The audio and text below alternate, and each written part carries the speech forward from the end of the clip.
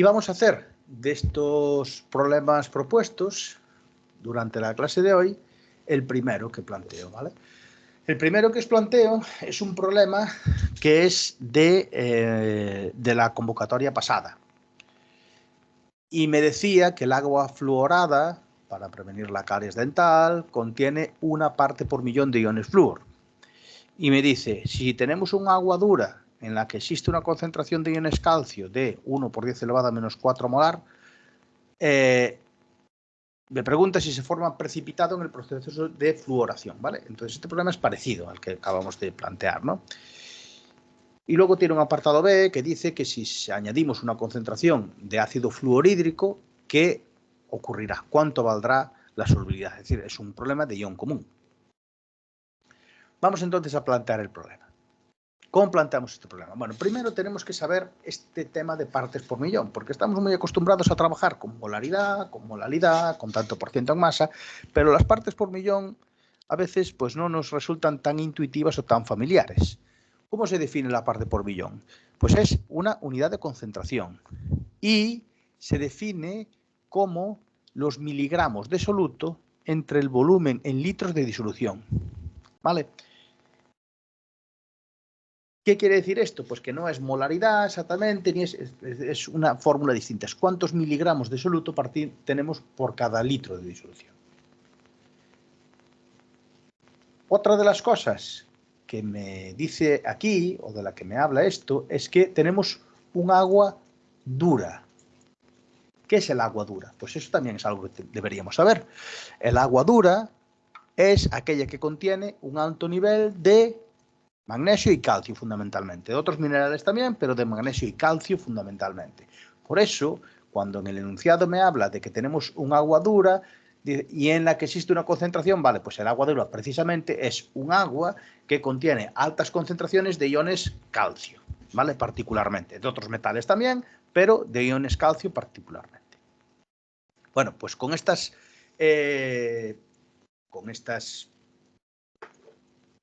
consideraciones previas, podemos plantear ese problema, ¿no? La reacción de formación del precipitado viene dada por ahí, bueno, la pude haber planteado de la forma contraria. El caso es que si nosotros queremos saber si una reacción, una sal precipita o no precipita, tengo que calcular el producto de reacción o producto iónico.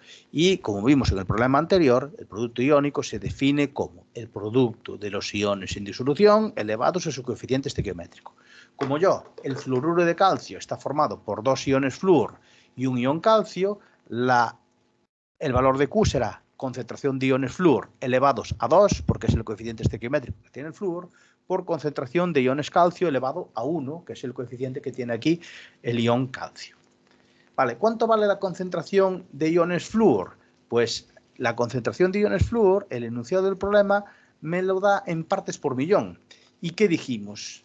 Que cuando yo utilizo aquí concentraciones, estos corchetes indican molaridad. Entonces no me vale poner 1 ahí, porque 1 sería partes por millón. Yo tengo que poner molaridad. Entonces, ¿qué vamos a hacer? Vamos a aplicar una serie de factores de conversión hasta que yo logre tener moles partido por litro, que es realmente la unidad que yo tengo que poner en esa expresión de Q. Yo tengo 1 parte por billón.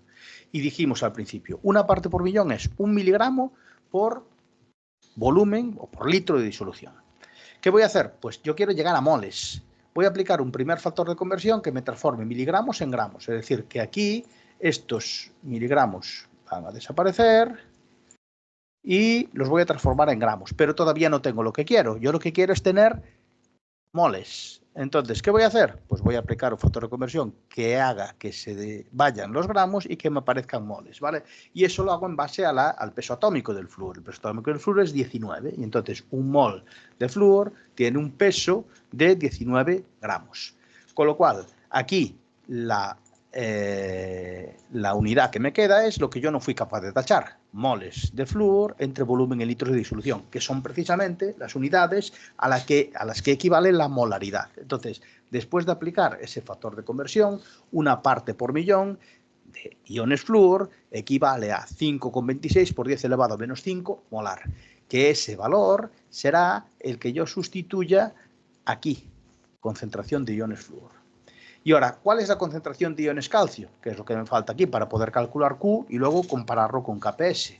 Pues me dice, la concentración de iones calcio es 1 por 10 elevado a menos 4 molar. Este sí que ya me lo da como molaridad, en la unidad correcta, ¿no? Entonces, ese sí que lo puedo poner tal cual en la expresión de Q. Entonces, voy a la expresión de Q y donde pone iones calcio pongo 1 por 10 elevado a menos 4. Si hacemos eso, me da un valor de Q de 2,77 por 10 elevado a menos 13.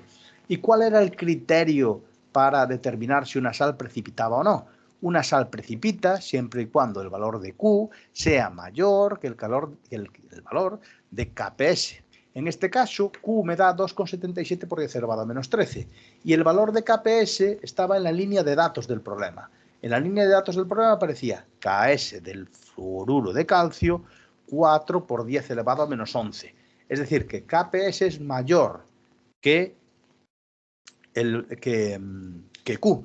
Por lo tanto, cuando Kps es mayor que Q, o dicho de otra manera, cuando Q es más pequeño que Kps, la sal no precipita, es decir, no se formará precipitado.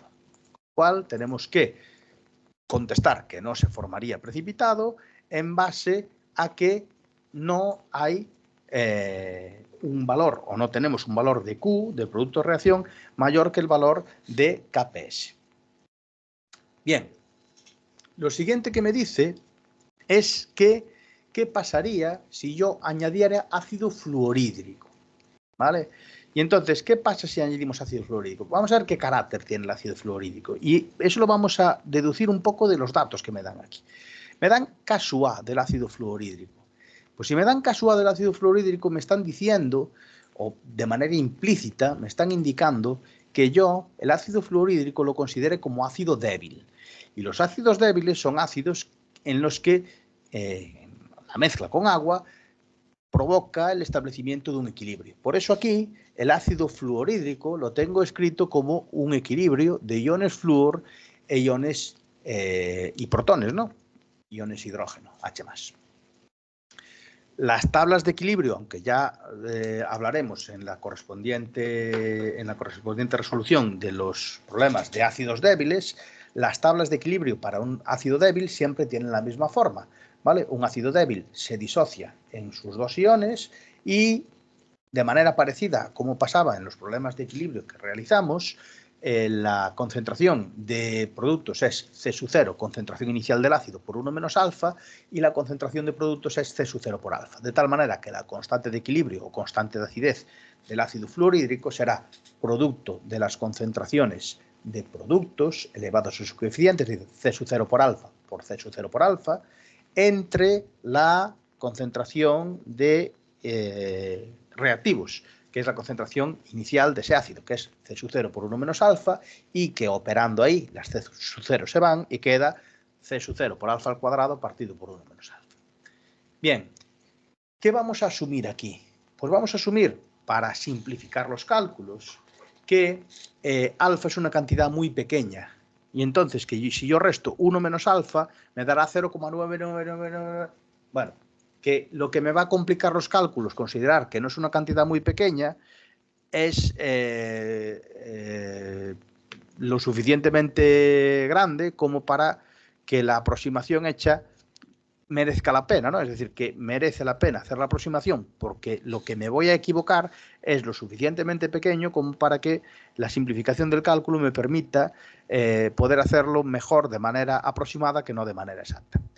¿Qué implica eso? Implica que la ecuación anterior de K sub A, que yo tengo aquí, si alfa es un número muy pequeño y 1 menos alfa lo asumo como si fuera 1, que yo puedo despejar alfa de aquí, es decir, el C sub 0 este puede pasar dividiendo y puede hacer la raíz cuadrada, con lo cual alfa aproximadamente será K sub A entre la concentración inicial del ácido. ¿Qué quiere decir eso entonces? Pues quiere decir que alfa para este ácido será el cociente de dos valores que son conocidos. La K sub A del ácido fluorhídrico me la daba el problema y la C sub 0, la concentración inicial de ese ácido fluorhídrico, también me la decía el problema.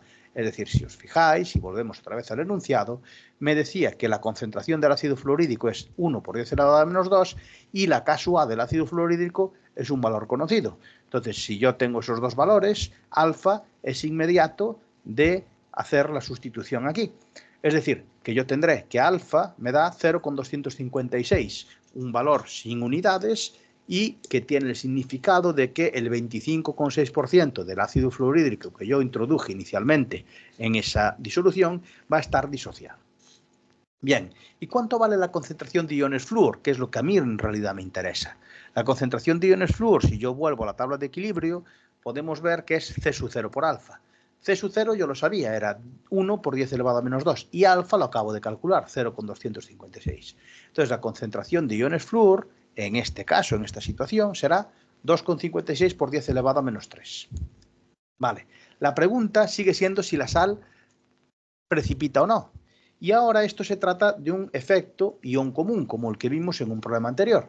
¿De dónde provienen los iones flúor? Pues los iones flúor provienen del ácido fluorhídrico, por una parte, y por otra parte de esa agua fluorada que me decían. Y por la concentración de iones calcio, que es el otro ion que tengo aquí. Es decir, la Q se definía, volvemos a repetir, como producto de las concentraciones de los iones elevados a su coeficiente. Lo que pasa es que ahora el ion flúor viene de dos sitios. Viene del ácido fluorhídrico, por un lado, y por otra parte de esa una parte por millón que teníamos de ion flúor en esa agua fluorada de la que me hablaba el problema. Entonces, el ion flúor es la suma de dos contribuciones, la que viene de un lado y la que viene de otro. Bien, ¿qué tenemos aquí? Pues tenemos otra aproximación que podemos hacer. La concentración de iones flúor que viene del ácido era 2,56 por 10 elevado a menos 3. Y esta concentración de iones flúor que venía del proceso de fluoración era una parte por millón. Con lo cual, en esta suma que yo tengo aquí, el segundo término es lo suficientemente pequeño como para que yo pueda considerar que al sumarlos, pues ese segundo término es despreciable. Es decir, que la suma de iones flúor provenientes del ácido más iones flúor provenientes del proceso de fluoración, al hacer esa suma, me da aproximadamente igual a la concentración de iones flúor provenientes del ácido fluorhídrico, ¿no? Bien, con lo cual, de esta expresión de aquí, completa, yo voy a pasar a esta aproximada, en la que esa suma la aproximé por solamente el primer término, porque es mucho más grande que el segundo. Bien, yo voy a calcular Q. Entonces, ¿esa Q a qué es igual? Pues dijimos, el valor de Q es igual a producto de iones flúor elevados al cuadrado. Es decir, el producto de los iones flúor que provienen del ácido, porque los otros son muy, muy pequeñitos, elevados al cuadrado, por el producto de iones calcio, que era un dato del problema. Me decía, los iones calcio presentes en esa agua dura son 10 elevado a menos 4. Pues por 10 elevado a menos 4. Se obtiene un valor de Q y volvemos a resolver el problema en base a cómo se razona si una sal precipita o no. Una sal precipita si el valor de Q es mayor que el valor del producto de solubilidad, mayor que Kps. ¿Qué tenemos aquí? Que el producto iónico en este caso sí que es mayor que el producto de solubilidad. Por lo tanto, en este caso sí que se va a formar precipitado. ¿Vale? Recordad que el valor del producto de solubilidad de la sal susceptible de precipitar era 4 por 10 elevado a menos 11. Y yo ahora para Q estoy obteniendo un valor de 6,55 por 10 elevado a menos 10. Entonces ahora sí que es mayor. Y entonces eso me lleva a la conclusión de que sí que se forma precipitado en este caso. ¿Vale? ¿Y cuánto valdrá la nueva solubilidad? Pues la nueva solubilidad se calcula en base a ese ion común, ¿no? Ese proceso de ion común. ¿Cómo es ese proceso de ion común? Kps sigue valiendo lo mismo. El ion flúor que tengo aquí ahora proviene de dos sitios, del ácido por un lado y del fluoruro de calcio por otro, que ya dijimos, esta de aquí la voy a anular, ¿vale? Porque esta será muchísimo más pequeña que la del ácido. Entonces, al hacer la suma, ese segundo término es despreciable. Y por la concentración de iones calcio, que esa concentración de iones calcio efectivamente viene del fluoruro de calcio. Bien, aquí abajo yo os tengo matemáticamente expresada esa condición de que se anula el segundo término por ser mucho más pequeño que el primero. Y entonces la contribución de iones flúor provenientes del ácido, al ser mucho mayor que la otra, pues es la que me da, o la que me queda ahí como resultado final de esa suma. Vale. Entonces, KPS, ¿cómo quedará? Pues quedará iones fluoruro provenientes del ácido al cuadrado por S', por esta S' de aquí. ¿Qué tengo que calcular? Me pregunta cuánto vale la nueva solubilidad, es decir, cuánto vale esa S' en presencia de ese ion común. Pues despejo de ahí. Esa S' resulta que me da 6,1 por 10 elevado a menos 6. Bien. Y dijimos, podemos hacer un análisis. Esa S', esa nueva solubilidad, en el caso de que exista un ion común, siempre tiene que ser menor que la solubilidad que tenía en el caso de que estuviera en agua pura. ¿Por qué? Pues porque el efecto ion común consistía en añadir un ion que ya existe en disolución y en virtud del principio de Le Chatelier, la reacción lo que quiere hacer es modificar o neutralizar la modificación introducida. ¿Y eso cómo lo consigue? Desplazándose hacia la izquierda. Y desplazarse hacia la izquierda en una reacción de disolución de una sal implica disolver menos sal. Y eso implica, por lo tanto, la disminución de la solubilidad. Entonces, el análisis del resultado tiene que ser en base a eso. En caso de que yo tenga efecto ion común, la nueva solubilidad de la sal tiene que ser menor, ¿vale? Porque la reacción lo que va a hacer es neutralizar la modificación que yo le introduje añadiendo un ion común a los que ya provienen de la sal.